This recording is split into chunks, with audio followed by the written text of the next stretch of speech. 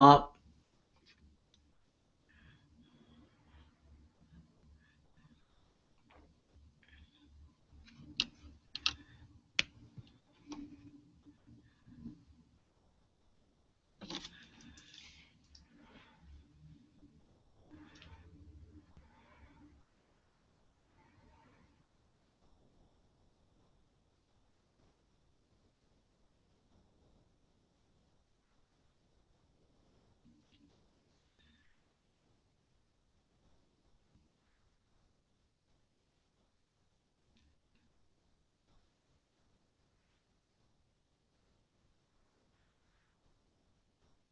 We will be live in 10, 9, 8, 7, 6, 5, 4, 3, 2, 1. Good afternoon, everyone, and welcome to our NAPW e-chapter meeting. I am thrilled to be here with all of you today. Our e-chapter just keeps growing and growing. Can you believe we now have more than 14,000 members? I just floored by that number. I loved reporting it to members of NAPW and to the board of directors of our mother company, Professional Diversity Network. It really fills me with a sense of pride, especially considering we only launched about 5 months ago. I think the number is pretty amazing.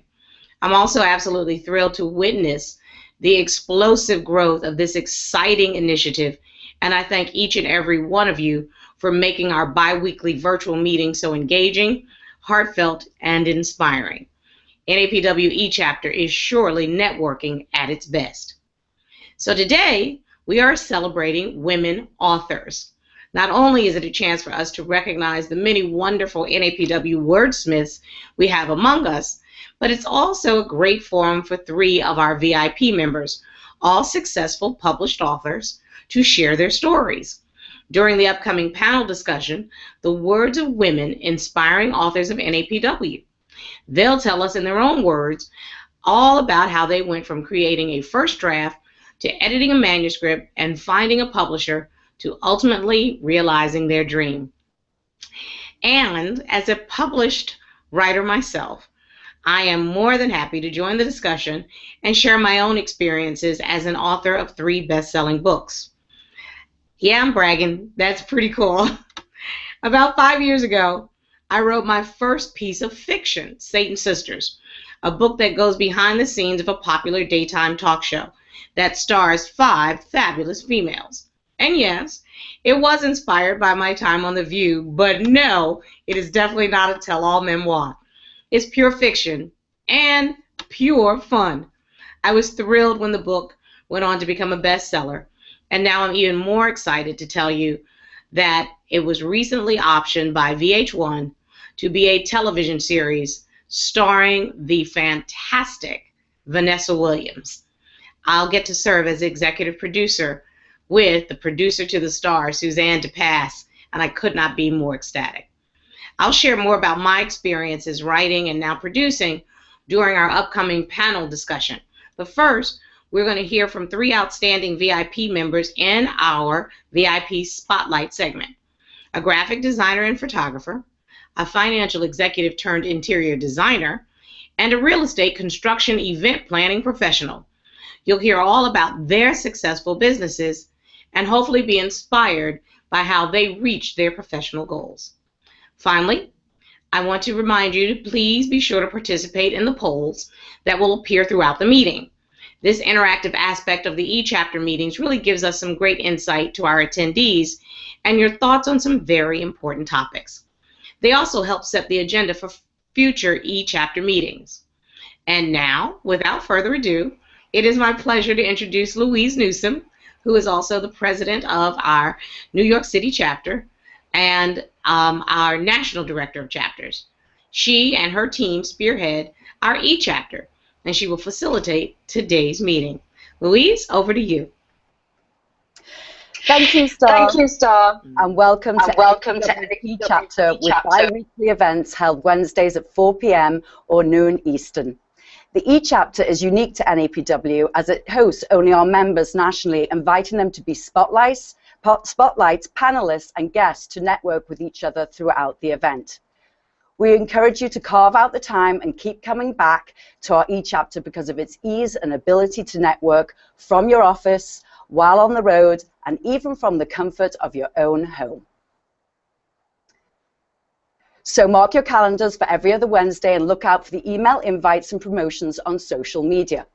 As always, I'd like to welcome our NAPW members, especially if you are joining us for the first time today. I encourage you to be connecting and, of course, asking questions along the way throughout the event. You will see the chat bar on the right side of your screen, and if you want to specifically ask a question or make a comment today, please click the little arrow on the chat box icon and where you type and click Ask a Question. This will highlight your questions and enable me to bring you into the conversation with our panelists. We also have in attendance today some additional corporate moderators to assist you or just chat with you along the way. They are Talia Cardiello, Director of Membership Services, Samantha Baccorni, Local Chapter Manager, who'll do her best to offer technical support if needed, and Dana Angel, Graphic Designer and Digital Media Manager, will be live posting throughout the event on NAPW's Facebook, LinkedIn, and Twitter, and will be encouraging you in the chat room to share our posts on your social media. You will also see several times during the event a poll pop up on your screen. Please take a minute to answer the questions, as we'll share the results during the panel discussion. The agenda for our event today is that we'll be showcasing 3 VIP member spotlights before we invite our panelists on to discuss our topic for today, inspiring authors of NAPW. So for our first spotlight today, I would like to introduce Chelsea Kuski, owner, creative director and designer, Doodlebug and Peep, a custom invitations and event decor company. With a BFA in fine art photography, Chelsea has worked in the graphic design field for over 15 years. Doodlebug and Peep began back in 2012 when she wanted to combine her background in graphic design and photography with her love of planning family celebrations. Since her debut, she has designed hundreds of invitations, worked with thousands of clients worldwide, and expanded her product line to include coordinated party decor as well as professional printing services. She collaborates with clients, customizing everything from copy and color to layout and language. Good afternoon, Chelsea. Welcome as our first spotlight today. Please unmute yourself and come on the screen. Good afternoon, Louise. Thanks so much for having me. Good afternoon, Chelsea. Go right ahead. Every celebration in your life is a special event. Hi, I'm Chelsea Kuski, and I'm the owner, creative director, and designer at Doodlebug and Peep, an online custom invitation and event decor company. Now, I know that there are a lot of options available when it comes to planning your life celebrations, and it can be quite overwhelming at times, from invitations and themes to thank yous, banners, and gift tags. Where should you shop? Who should you work with? And will you be happy with the final product? My company is here to take these worries away. The only thing you should be concerned with is celebrating. When you walk into most local invitation shops, you expect to see all the standard designs and basic alterations, but you're looking for something truly unique. A custom design that not everyone has seen before, and maybe some matching pieces to coordinate with that design and really pull your theme together. That is where my company comes in. Doodlebug and Peep began back in 2012 when I was looking to combine my 15-year background in graphic design and photography with my love of planning family celebrations. I personally custom create every one of the invitation designs. This means that every part of your order is truly 100% customizable. Copy, color, layout, font, and even language can be altered to meet your specifications. Since I've started, I've designed hundreds of invitations, worked with thousands of clients worldwide, and expanded the product line to include coordinated party decor as well as professional printing services. With environmental concerns on the rise, Doodlebug and Peep has been working to do their part in conservation. And that is why 3 out of 4 of our press quality cardstocks contain at least 30% recycled content and are Forest Stewardship Council certified papers. We also avoid wasted shipping materials by reusing what our professional printer provides to us with every order. When you become a client, you work with me from start to finish on your custom order. I walk you through every step, answering any questions you may have, and we also talk about any custom ideas required to complete your vision. Finally, I combine all of your wishes into a unique design and present it to you. Upon approval, your creation is professionally printed on your choice of one of the 4 130-pound luxurious press quality cardstocks that we have available. It includes free back design printing, free bright white envelopes, and free shipping within the US. We take pride in every order, and that is why yours arrives in a ribbon-tied gift box and beautifully wrapped in tissue paper. I've had so many clients tell me, it was like I received a gift when their order arrived. I want you to feel that way, because you are special to our company, and so is your event. If you're computer savvy, you might prefer to print the invitations yourself, and this is also an option available to you. All of our designs, including invitations and decor, are available as printable digital files. We want our designs to be available to anyone, whether you're planning that small family gathering for a birthday or that large corporate event, because life really is too short not to celebrate it all. We are currently gearing up for our 2016 summer collection release, which will be happening on May 1st. And if you would like to keep up with all of our updates, receive exclusive sale information, and party planning bliss, you can follow us on Instagram, Twitter, or Facebook, as well as sign up for our email promotions. All of our current designs are 10% off from now until April 30th, and if you sign up for our emails, you'll receive 15% off through April 30th. All the details are available on our website, and thank you so much. I look forward to working with you. Thank you, Chelsea. I invite you to go over to the chat room and continue the conversation over there.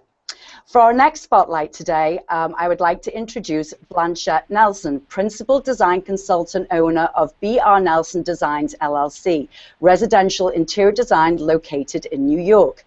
She has always had a passion for design, but did not realize her true calling until approximately 12 years ago. Prior to launching her interior design business, she worked in compensation as an executive director, negotiating compensation plans with portfolio managers and sales teams for Morgan Stanley Investment Management. While working full-time, she completed her degree in interior design and launched her residential interior design business in 2013. She is inspired by things all around her: nature, architecture, color, patterns, travels, and even music. Her design process is all about collaboration with her clients. Blanchette holds a master's in executive management, a bachelor's in information systems, and an associate in interior design with honors. She is also a member of the American Society of Interior Designers and the National Kitchen and Bath Association. Good afternoon, Blanchette. Come on live and introduce yourself. Thank you, Louise. Thank you, NAPW. Before I get started, I just want to mention that at the end, I will be sharing some quick, low-cost tips on refreshing your space for the spring, so look forward to that. As Louise mentioned, I am Blanchette Nelson, and even though my title is Principal Design Consultant, I really consider myself as a person who transforms spaces and ultimately lives. There is a quote from Barbara Barry, a designer who I admire a lot, that I keep at the forefront when I am designing. And she basically states that beauty has the power to stop you in your tracks and take you outside yourself. So how do I give my clients that feeling? How do I make them feel transformed? I take their ideas from I wonder if to I love it by using color, texture, pattern, lighting, and scale. Beauty is definitely not the only aspect of a space. The function of a space, the way it's going to be used, and the flow through the space is equally important and key in my design process. I balance function with beauty, comfort, luxury, and items that are personal to my clients. Majority of my clients are professional women, just like most of you on the call today, and they seek me out because they do not have the time or resources to design their home, yet they also want a space that represents them, their lifestyle, and their success. My services range from space planning, kitchen and bath design, closet design, to full interior service design. As a designer, I have a vast network of resources available to me at all budget levels. So I encourage you to, if you are actually thinking of doing anything for the spring, I mean, spring is a perfect time to renovate your space. So if you're thinking of working on any project, I'm providing a 1-hour complimentary consultation, and you can reach me on my website and schedule an appointment. My local reach is the New York and tri-state area, and I'm also available by Skype nationally.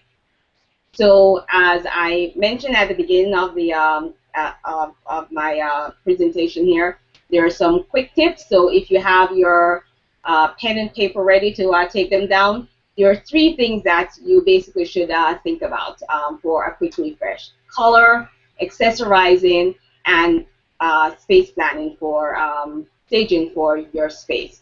So color, change your wall color. That's probably the biggest impact that you can make to your space. And maybe add an interesting wallpaper, maybe on a feature wall. Change your bedding, window treatment, throws, throw pillows. Throw pillows can give you that quick pop of color that will make a big impact to your space. Display collectibles, and of course, last but not least, move around your furniture to just make your space have a fresh feel. Thanks again for your time, and you can follow me on Facebook or my website to keep up to date on my design advice. Thanks again. Thanks, Blanchette, for sharing with us some great design tips. I also encourage you to go to the chat room now and continue there with the attendees. Ladies, now it's time to continue our program and move into our panel discussion. In April at NAPW, it's Women's History Month, so it's decided that today we would recognize some of our NAPW authors, which we are fortunate to have many of, including NAPW President Star Jones, who is also an accomplished author, as you heard, and has written 2 best-selling non-fiction books, You Have to Stand for Something or You'll Fall for Anything, Bantam, and Shine, A Physical, Emotional, and Spiritual Journey to Finding Love, HarperCollins. Star's 3rd book, Satan's Sisters, a fictional account of the behind-the-scenes workings of a daytime talk show, was published spring 2011 by Gallery and has been developed into a network television series by VH1 for 2017, which Star will be the co-executive producer. Star will join our conversation today along with 3 VIP members to discuss how to turn your passion into words, being published, the impact on your brand, writing for a key market, self-publishing pros and cons, and how to find a publisher. So let's move right ahead and introduce to you today our first VIP member panelist, LaToya Brackett, whose current professional endeavor is in adjunct teaching at local universities, and recently took a leap of faith and left a full-time benefited career in academic administration in order to pursue her teaching goals and to start her own consulting business. LaToya's skills and areas of expertise include intercultural and diversity training and public speaking. She received her undergraduate at Cornell and her master's in counseling and PhD in African American and African Studies from Michigan State University, and currently involved with her local chapter of the NAACP. LaToya spent the majority of her life writing academically with 2 book chapters on economic situations of African Americans. However, she has also recently rejuvenated her love for creative writing from prose to narrative genres and currently pursuing research in Hawaii related to Native culture. Good afternoon, LaToya. So glad to have you here today on our panel. Please come on and join us. Good afternoon, everyone. Good afternoon, LaToya. So next, I'd like to introduce everyone to Katrina Spigner, President, CEO, Resource Solutions, LLC, a philanthropy professional, a capacity builder, an author, an inspirational speaker, and a certified personal and executive coach. Ms. Spigner uses her strengths, skills, and abilities in a way that brings transformation to individual organizations, institutions, and communities. Ms. Spigner has learned some powerful lessons when she weaves into work as she challenges others to discover, explore, and maximize opportunities. Ms. Spigner is deeply committed to helping people thrive no matter the challenge and has been described as captivating, passionate, and enlightening. Welcome, Katrina. Appreciate your time today. Katrina, come on live and come and join the panel. Thank you so much. It's so great to be here. Wonderful. And for our final panelist, last but not least, I would like to welcome Nancy Butler, national professional motivational speaker, award-winning author. While in the process of a divorce with no child support, alimony, or other source of income, and only $2,000 to her name, Nancy chose to start a financial planning and asset management business. She knew nothing about savings, investing, or financial planning, and set out to learn what she needed to do to build a successful business. Well, she built her business from scratch to $200 million in assets under management, and in 2007 sold her practice. Now, as a national professional motivational speaker, business coach, and award-winning author, she helps business owners do a better job for their clients and improve their bottom line, and helps individuals realize their dreams. Nancy has been published in Money Magazine, Forbes, the National Business Institute, USA Today, and many more. She has been a speaker for major corporations such as Pfizer, General Dynamics, and Dow Chemical. Nancy has been a guest on many radio and television shows and is the author of the book Above All Else, Success in Life and Business, published in 2012, and A Realtor's Guide to Great Success Above and Beyond the Competition, published in 2014. Good afternoon, Nancy. Ladies, it's a pleasure to have you here on our e-chapter as our panelists today. Good afternoon, and thank you for having me. It's great to be here. Wonderful. So, ladies, for our first question, the first question for any writer is what to write about. What story do you want the book to tell? What insight do you want to pass on to your readers? Where do you start? How do you go about answering these questions before putting pen to paper? I'd like to have Nancy start this conversation and give some insight here. Sure. I never really considered myself an author. I never planned to be an author. The only reason I wrote the book was because of my unique background. So many people told me I should write a book that basically to get them off my back, I finally decided I would write a book. So I had no idea how much time it would take, no idea how to do it, and then putting it all together was daunting. At first, it was the opposite of what it ended up being. At first, I thought I could write my whole life story on one sheet of paper, and how am I going to write a 50-page or more book? What could I possibly say that would be interesting, that would cover an entire book? So what I did to organize the whole thing, which helped me a lot, was I set up a Word document on my computer with all the different sections of issues that I wanted to make sure I covered in the book. And that as an idea popped in my head and I wanted to remember, oh, I want to write about that, I would go to the computer, jot down my notes in the proper section so that when I was finally finished, I could edit each section and then at the very end, pull it all together. It really didn't matter what I was writing about at the time, it was what popped in my head. And then once I got it all on paper, it was easier for me to figure out how to have a good flow of information, how to do it from start to finish. And for my second book, it was a lot easier. After I wrote the first book, I said I will never write another book. But the second book basically took me a couple of weeks to write. And here's why, whereas the first book took a couple of years. The second book took a couple of weeks to write because I am a motivational speaker. I am a business coach. I coach businesses all over the country for about 9 years now.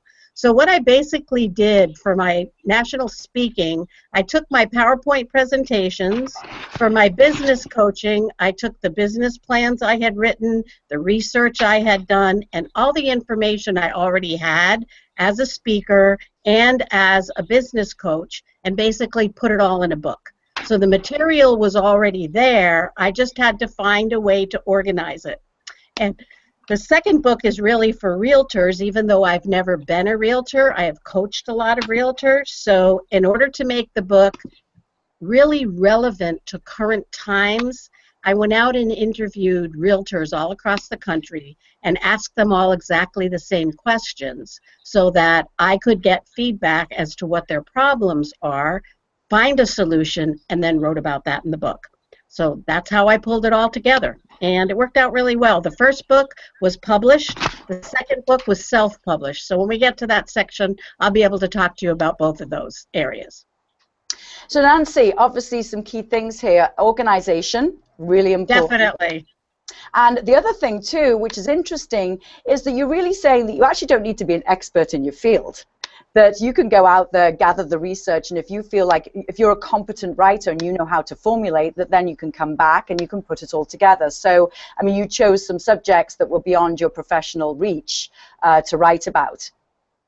Well, I had a good background in all of it, but having not been a realtor myself, I wanted to make sure that I knew exactly what their current challenges were. Because when I know a business is almost any business, I mean, I've spoken to dentists, florists, financial advisors, insurance, just about any business. And when you're in a business is a business is a business. It's just, and running it is pretty much the same. But for realtors, for example, it's knowing what their challenges are so that you can come up with the solutions. Once I came up with the solutions, it was easy to write the book. Wonderful. Thank you, Nancy. Katrina. Yes, can you hear me okay? Yes, we can hear you. Wonderful. Well, and I so agree with so much of what Nancy said. In fact, her genesis of becoming an author sounds exactly like mine. I didn't even know that I was gifted to write until other people started to tell me. So one of the things that I recognized in that journey is, I think what is most important is the fact that our words have power, that our words have tremendous power and impact, good, bad, or ugly, they do. And so I started to recognize the power connected to voice. So when I was thinking about what do I want to write about, what do I want readers to hear, I started to think about what is the message that I want to send? What is the voice that I want people to hear when they read? It's so interesting that I've actually had people say to me who know me well, Katrina, it's so funny that when I'm reading your work, I can actually hear your voice. And that's so significant to me because for a long period of time, I went through a long portion of my life voiceless, feeling like I didn't have a voice. And so now to have a forum through my voice comes across clearly is such an amazing opportunity to share. And so I encourage those of you who are thinking about what to write about, starting with that first question. What do I want my voice to say? What do I want others to hear? Even when my voice is not speaking to them, what do I want them to hear through my writing? So I think that's extremely important. And then the other piece around what story do you want to tell? Well, my advice to you would be to tell your story, not necessarily the story about yourself, or the story about your life's journey. I happen to be an inspirational writer, so I use my story, my life story, a lot in my writing, but you don't have to do that. It's important that you tell the story that you've envisioned, that you tell the story that you're passionate about. Tell the story that matters to you. So I think it's really important to ask the question, what is my story? And how do I want to communicate that in a powerful way? Because that story then becomes a representation of who you are. It kind of becomes your billboard of sorts. And so what do you want that message to be when you tell that story? And then in terms of insights to be able to pass on to you, I think it's really important to recognize that the goal should be to leave others better than before they picked up your book.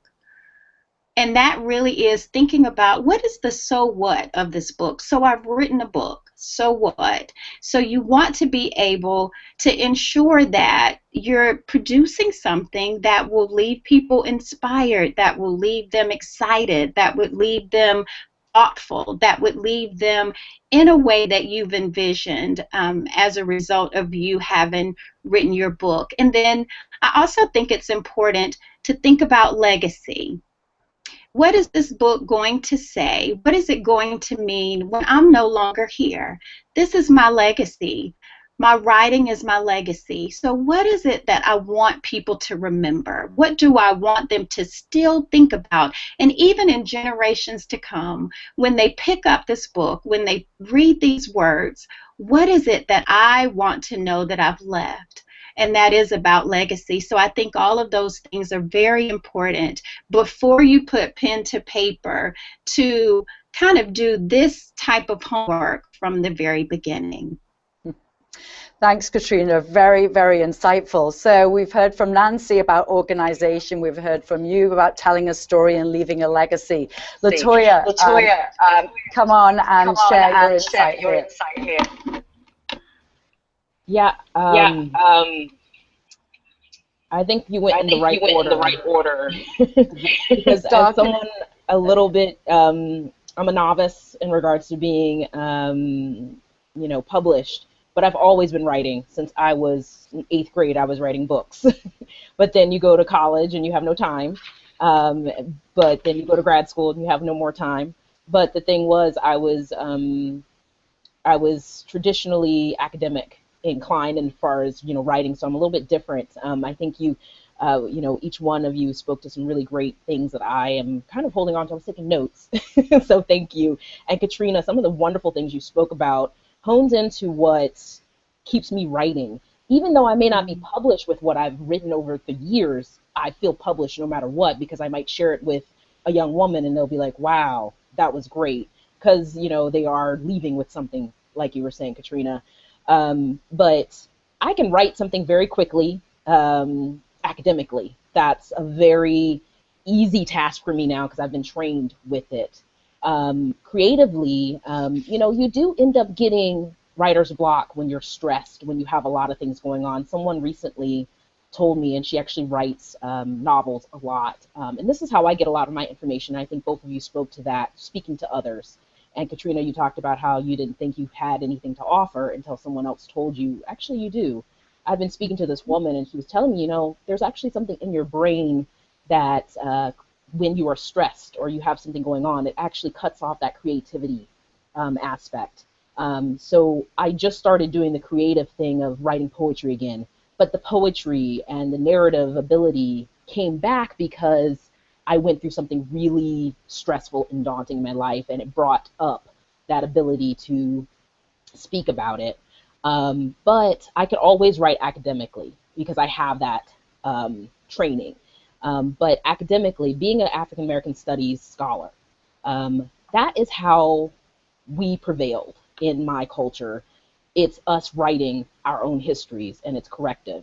So why I really enjoy writing about the African American plight is to correct history, correct things that aren't there. And I think, Katrina, even though you weren't talking about a non-fictional kind of aspect, you were even talking about that when you're talking about writing your story. And even with my kind of business with perception, it's called perception because people perceive things in one way or the other, and they don't always hear your side or your story. And let's just be honest, there's three sides to every story, they say, right? The truth and your side and their side. And we don't ever know the truth. But, when I do ethnic studies, when I train students, when I teach students, I'm always trying to give them a little bit of myself so they can better understand that it's just not in a book or it's just not on TV. It actually happens every day to people. And the most amazing thing that happened to me when I finally got published was someone who I had just met who was in grad school, read my book chapter, and he was talking to me, and then he quoted me to me. And I said, what's that? He was like, that's you. And I was like, whoa. And it was a very humbling experience. And I was like, I wrote that? I didn't know I wrote that. And obviously this is an academic kind of aspect, but I was like, that's actually pretty good. And I think about that's what I'm leaving behind. And I've corrected a little bit of history. And with the economic situations of African Americans, people might say one aspect and think that that's truth, but they never actually take the time to recognize that there's more to it than that. And that's why I went into the field altogether. But I'm very creative, and I love being creative. And it is kind of daunting to think about trying to put all of your life on one piece of paper, right? You're like, oh, I can do this in one sitting. No, you can't. But writing has been a very spiritual experience for me in a very trying time. And I would encourage people to not always think about the possibility of being published and possibly making money, but think about it if you're doing something for yourself, if you're writing for yourself, about what you're going to get out of it doing the process. Because you might just put something to the side and say, that was good, but that's for me, and I'm going to keep it. And I Latoya, love that. on that point, you're absolutely right. I think the creative space for writing is really as a tool, like you talked about stress, for instance. So to be able to use it as a stress release, to be able to write words down and to put it away in the drawer, and it doesn't have to be published.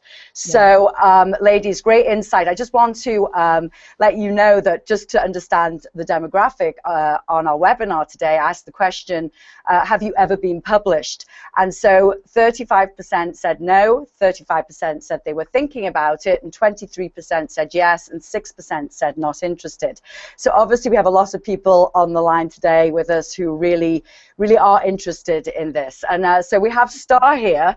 So Star, I want you to share with us what inspired you to write your book, Satan's Sisters. I'm so happy to be able to join this panel. The other panelists are extremely inspiring, and I love listening to their process. Let me first quote the writer F. Scott Fitzgerald. He said, "You don't write because you want to say something.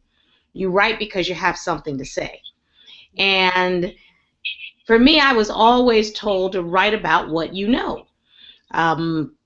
So when I wanted to jump into fiction for the first time, my first two books were nonfiction books. I looked at what do I have to say and what do I know. So I started in television, you guys, I'm going to age myself, in 1992 as the chief legal correspondent for NBC News. And over the years, I've been privileged to be a television correspondent, an anchor, a host, a contributor, an analyst, and a guest for more shows than I can count. So clearly, I know television. And as most of you know, in 2010, I had open heart surgery, and I needed something to occupy my mind and my time as I recuperated and rehab. So literally, I began to write Satan's Sisters right from my bed. I had to do modified duty after open heart surgery, as you can imagine. I couldn't do anything that required a lot of physical exertion. And I figured I'm either going to put the covers over my head and just cry myself to sleep because I'm depressed, or I was going to make sure my mind was moving and laugh at my own self and the soap opera kind of life that I had led. So 3 months later, I had birthed the biggest baby of my career, and Satan's Sisters was born. Thank you, Star. It's so great to have you here sharing this conversation. Nancy and Katrina, as successful businesswomen, being published could have had an impact on your personal brand. What advice will you give on steps to protect your brand before hitting the publish button? And we'll start with Nancy. For me, that was pretty easy. When I sold my practice, about 3 days later is when I set up my national speaking business and coaching business, and I named the business, above all else, Success in Life and Business. So when I went to write my first book, that's really what it's about. So I named the book, Above All Else, Success in Life and Business. So they really mirror each other. And I think what was most important for me is to know what my values are, and that your values personally need to match your values in business. And when you're writing a book, that needs to coordinate as well. So for example, if one of your values is to treat your clients the best you possibly can and give them world-class service, odds are you're not going to write a book about someone treating people poorly, unless you're going to show the flip side on how to fix it. So for me, there was no problem with the name being what the book is, and with this, because they both mirror each other really well. In fact, I even took it the next step. My website has a section for Above All Else Life and Above All Else Business. And the blog is Above All Else Life, Above All Else Business. And so you can either see each part, but if you put it together, it really melds really well. I'm a firm believer in business. Do the right thing and the money will come. I never wanted to look at how I was paid. I wanted to make sure I ran things efficiently, but I believe when you're at the end of your life looking back, you have to feel good about the person that you were, the life that you led, and the way you treated others. And so if that's my value, that's the way my business values are, that's the way the book was as well. And so they meld together very, very well, and I think that's important. Absolutely, Nancy. So authenticity and clear value systems projected through the book. Wonderful. Katrina, what insight would you have here to share with everyone? I could not agree with Nancy more. I so think that consistency is important. Consistency and alignment. That has been so important to me in terms of when I look at my brand, is thinking about how can I make sure that I'm consistent, that my audience knows and can recognize consistency across the board, and that I'm properly aligned. And so as a woman of faith, it's important to me that I'm aligned with what I believe is my purpose and what I believe is my calling. So that alignment is a part of my brand that is very important to me, and I want to stay true to that. So author authenticity, as you mentioned, Louise, is extremely important. Being able to, as we talked earlier, tell your story, but make sure it's your authentic story. There's an African proverb that I love that says, never let a naked man sell you clothes. So it's extremely important that we are not naked people trying to sell others clothes. So the authenticity is so important. And the other piece is avoid brand confusion. In the philanthropic sector, we call that mission drift when we're working with organizations. Stay true to who you are, stay true to your mission, and avoid brand confusion. So because I'm an inspirational writer, it would be very confusing if I published a book about how to grow healthy corn. Well, my audience would think, okay, well, what's going on with her? So it's really important to make sure that there is that consistency, alignment, avoiding brand confusion, and being true to who you are, having that author authenticity. So yeah, staying with your mission. When you're writing a book, I mean, how would you go back and check yourself? I mean, at what point should you go back and check yourself to see that you're staying in line with your mission and with the statement that you're trying to make when you're writing any kind of book or educational piece? Katrina, do you have any insight there of how you would manage that? I'm sorry, because you broke up when you were asking the question. Can you ask me that question again, please? Sorry. Basically, if you're trying to stay on your mission, true mission, and you're writing a book, and you need to check yourself. Obviously, you need to go back in and go back and make sure you're staying aligned with your mission. Just share with us, just briefly, when you're writing, I mean, you know, it's such large scale, it's such enormity. At what point do you go back to actually check yourself and make sure that you're not drifting off track? That's a great question, Louise. I don't always trust myself, so I've surrounded myself with other great people. So I have wonderful mentors, strong support group, and I share my writings with them. And they serve as kind of checks and balances for me.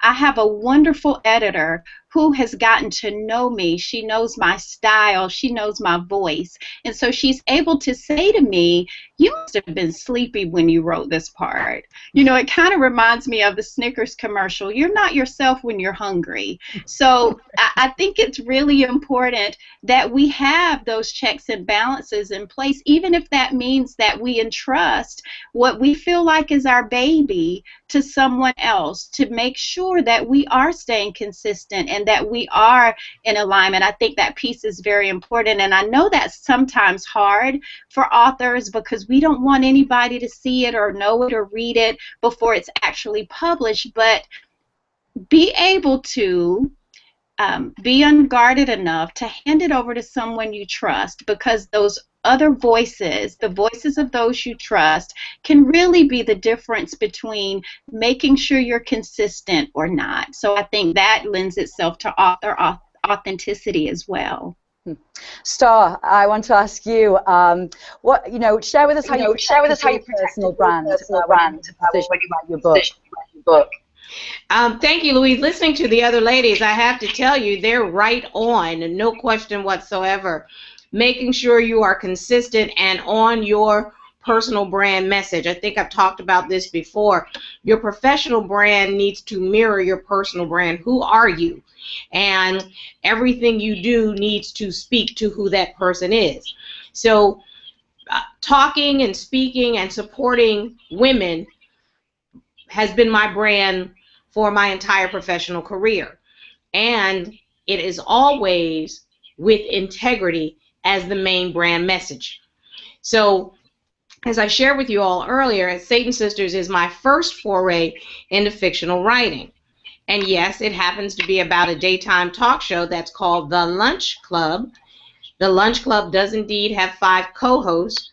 There is devilish scheming, strategic maneuvering, all kinds of dishy, trashy, wonderful, fun daytime stuff that goes on. The Satan Sisters, the book, all centers around an ex-co-host who has written a tell-all book, and she's coming back to the show. I wonder where I got that inspiration from. But in keeping with my brand of protecting, supporting, adoring women, and in doing it with integrity, I'm not anyone that could ever write a tell-all. So I enjoyed being able to play a different character. I enjoyed my time far too much at The View to throw my former colleagues under the bus. I actually think it's rude to drop a dime on someone that you put your bra on next to for 8, 9 years. So I would never do anything like that. But that said, it was clear that all of my experiences working in daytime television for 2 decades gave me great insight into all of the aspects of the inner workings of TV. So I knew something was there. And since it's important to be true to what I know and I knew, although it's not directly about The View, those experiences certainly influenced and inspired me, but so did all of my other experiences in television. So none of the stories in Satan Sisters are directly about any of my colleagues at The View, but I can tell you a little bit of inside information. Every single story and every single character in Satan Sisters is based on someone I worked for, worked with, interviewed, was interviewed by, or prosecuted as a public prosecutor. As the brilliant writer Toni Morrison once said, if there's a book that you want to read, but it hasn't been written yet, then you must be the one to write it. And I got to write my dream come true. Thanks, Star. We actually asked everybody in attendance, in what ways do you think being published gives you professional clout? So A, more exposure on social media, B, speaking engagements, C, seen as an expert, D, opportunity to increase income, E, all of above. So 86% of our attendees thought all of the above. So actually, Latoya, as an academic writer mainly, but with a new passion for creative writing, explain to us the difference on approach and some key guidelines when deciding to take the plunge into either of these writing areas. And if you just want to also talk a little bit about the professional clout side of things and share with us how being an academic writer impacted that. So if you're going to go into academia, they want you to publish. There's this publish or perish is kind of the saying in academia. So it's almost like after you get your degree, you should have already published a couple times. And unfortunately, it's not that easy.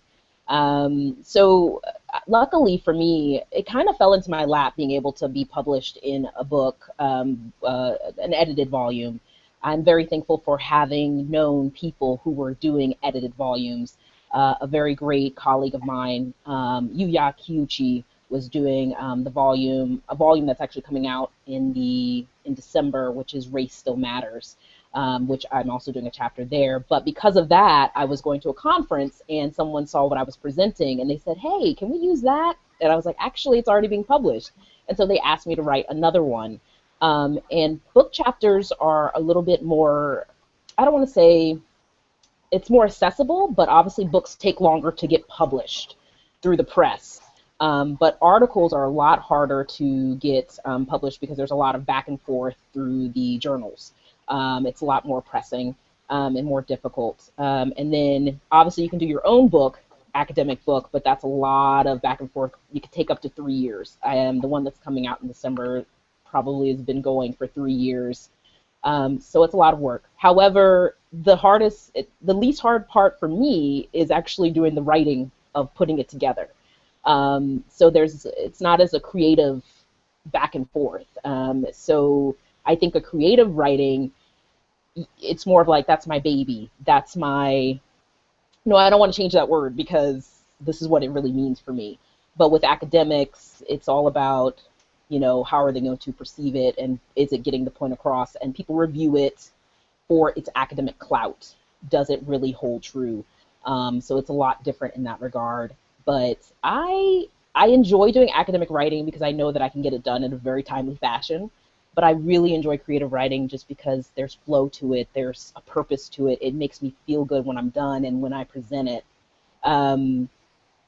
Also, recently I finally I published a poem in a local zine. So this is, with this new generation that we have, there's ways to get published that may not be on a big scale, like new magazines called zines that are usually local. If there's some women out there that want to do some poetry slams and things like that, you can start zines where you publish these little pamphlets. I got published. I wrote a poem called Black Woman Who Told You to Speak.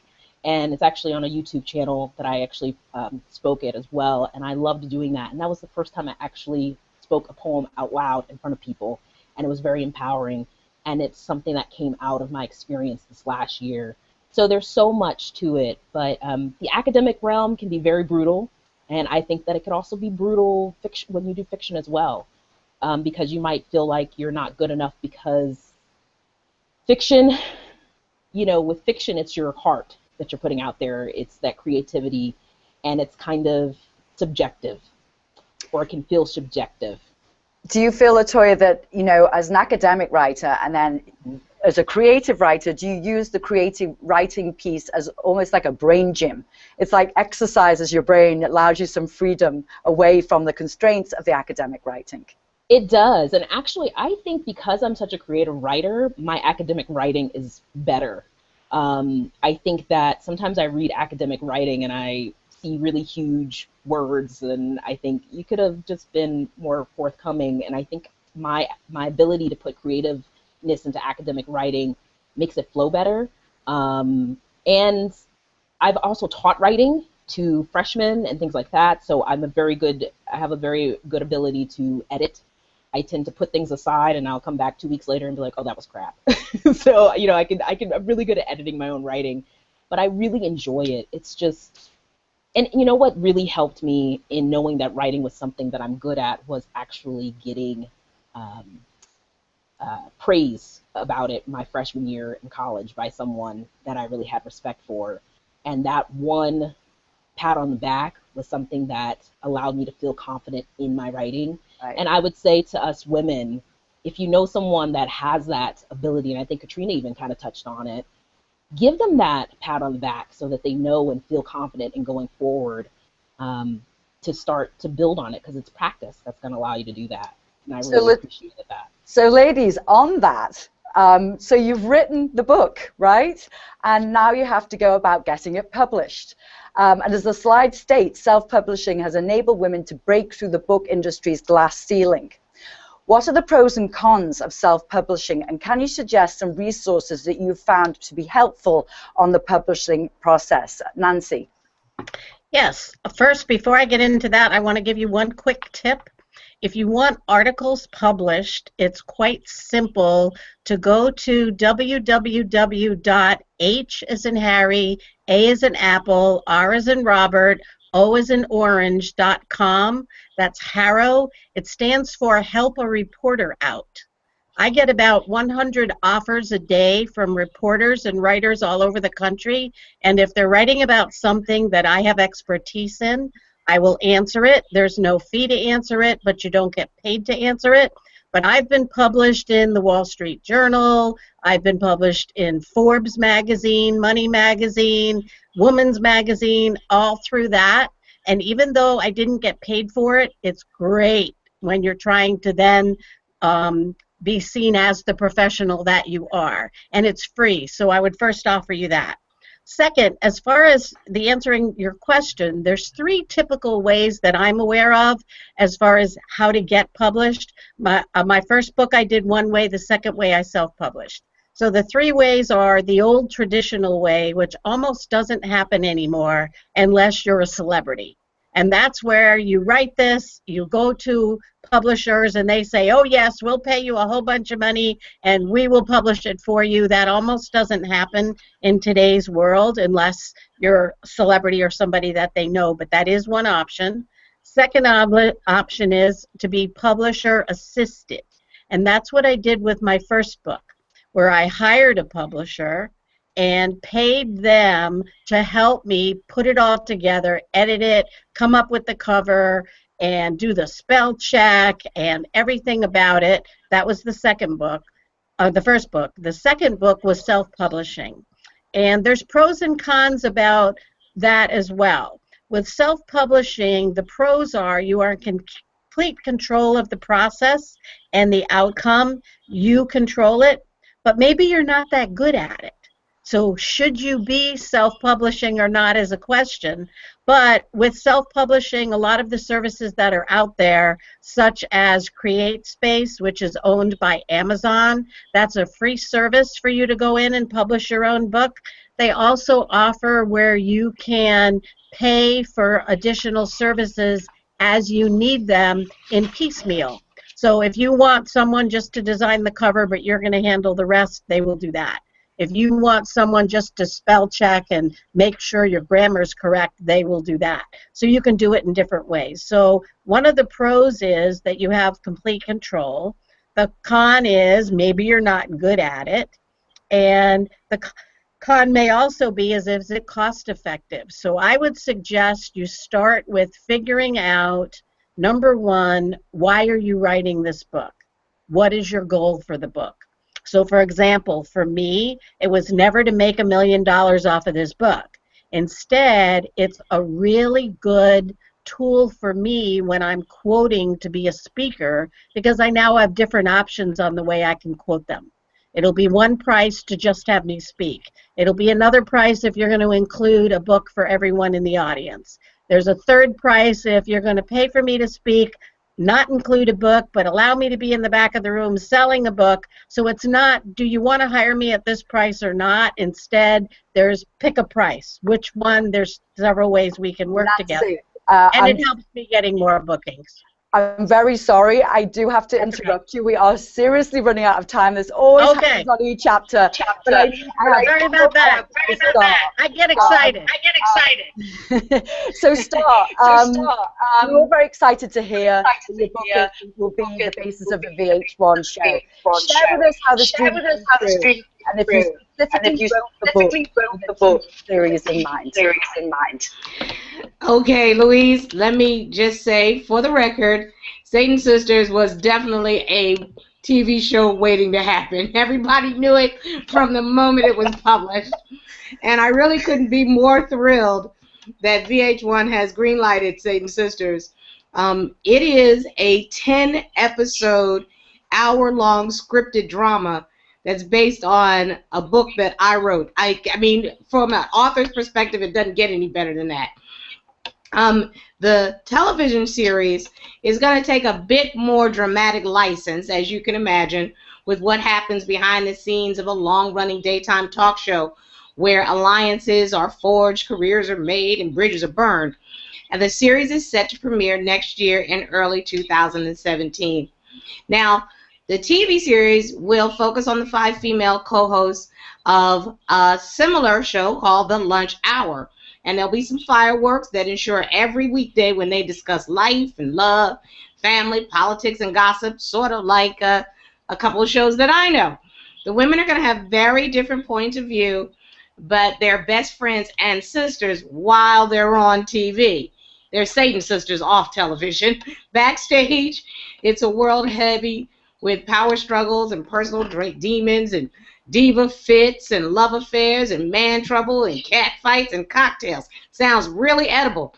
And I am so proud to tell you all that 3-time Emmy-nominated actress Vanessa Williams has been tapped to star in the VH1 series. Vanessa is clearly one of the most respected and multifaceted performers in the entertainment industry, and she's conquered musical charts, Broadway, music videos, television, and motion pictures, selling millions of albums worldwide and achieving critical acclaim as an actress in stage and film and on television. I could not be happier. Vanessa is going to star as the protagonist, Maxine, the creator and host of The Lunch Hour, the show within the show. And the character is described as formidable, powerful, and decisive, a person who fears being put out to pasture. Does that remind you of anyone? Initially, I wasn't so comfortable I wasn't so sure how comfortable the View ladies would be. Of course, the media started tittering around Satan's Sisters right from the moment it was published, but they could not have been more supportive. The new cast actually invited me back recently to The View to announce the VH1 show right from the table that I helped create 20 years ago. And ironically, Satan's Sisters, the TV show, will air in the 20th year of the creation of The View. It's divine intervention. So that gets me the last piece of advice I want to give you would-be writers out there. If you're contemplating it, start writing, no matter what. The water does not flow until the faucet is turned on. Thank you, Star. Thank you, Star. So much great information. Can't wait to watch the show. Thank you to Latoya Brackett, Katrina Spigner, and Nancy Butler. Wonderful information. You certainly educated us today. Thank you for your time. If any of our attendees have further questions, please feel free to reach out to any of our panelists today via email. Their information is on today's PowerPoint and will be listed in the post e-chapter email. Also, all NAPW e-chapters are recorded and saved on YouTube for you to find and watch again. And as we wrap up our e-chapter event, I'd like to thank the over 1,000 members who registered for our event today, Talia, Sam, and Dana for chatting with the attendees, and the NAPW team as a whole for supporting and working with me to bring our e-chapter to life. Our next e-chapter event will be Wednesday, April 20th at 12 p.m. Eastern, and the topic is how to optimize your personal brand. For more information and to sign up for future events, please visit our e-chapter group page on napw.com. And also a reminder that post e-chapter there'll be a short survey sent out with a recorded version of today's event. Please take a few minutes to fill this out. Your feedback is very important to us. Thank you, NAPW members, for another great e-chapter, and we look forward to seeing you next time. Enjoy the rest of your day.